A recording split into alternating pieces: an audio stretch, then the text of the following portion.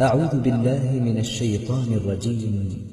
إن الدين عند الله الإسلام وما اختلف الذين أوتوا الكتاب إلا من بعد ما جاءهم العلم بغيا بينهم ومن يكفر بآيات الله فإن الله سريع الحساب.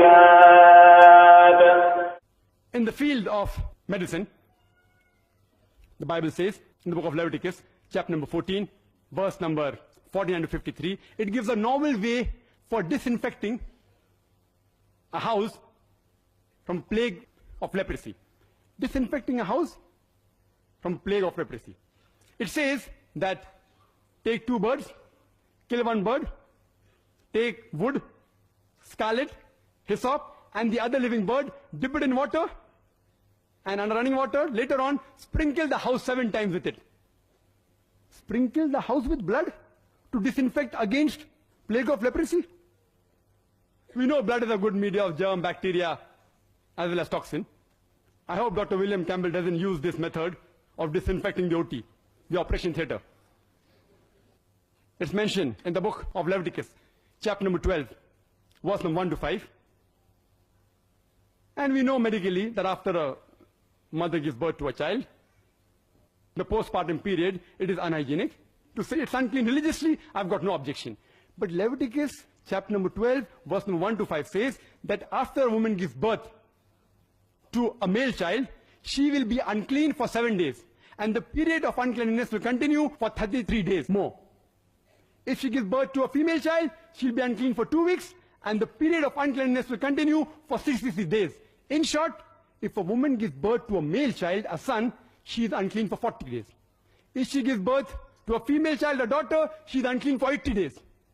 I would like Dr. William Campbell to explain to me scientifically how come a woman remains unclean for double the period if she gives birth to a female child as compared to a male child. The Bible also has a very good test for adultery. How to come to know a woman has committed adultery? In book of Numbers, chapter number 5, verse number 11 to 31. I'll just say in brief. It says that the priest should take holy water in a vessel, take dust from the floor and put it into the vessel, and that's the bitter water. And after cursing it, give it to the woman. And if the woman has committed adultery, after she drinks it, the curse will enter her body, the stomach will swell, the thigh will rot, and she shall be cursed by the people. If the woman has not committed adultery, she will remain clean and she will bear the seed. A novel method of identifying whether a woman has committed adultery or not. You know, today in the world, there are thousands of cases pending in different parts of the world, in different courts of law, only on the assumption that someone has alleged that the woman has committed adultery. I had read in the newspapers, and I came to know from the media that the president of this great country, Mr. Bill Clinton, he was involved in a sex scandal about 2 years back. I wonder that why didn't the American court use this bitter water test for adultery? He would have gone scot-free immediately.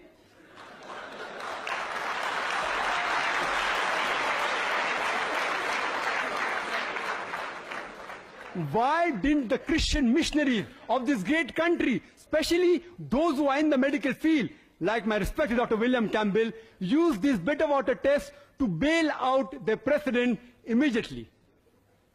Dr. Campbell, since you are a medical doctor, could you please explain scientifically the various medical aspects that in the Bible regarding, because you didn't answer them in your rebuttal, for example, blood used as a disinfectant, bitter water test for adultery, and most importantly, that the woman is unclean for double the period when she gives birth to a daughter than as compared to a son?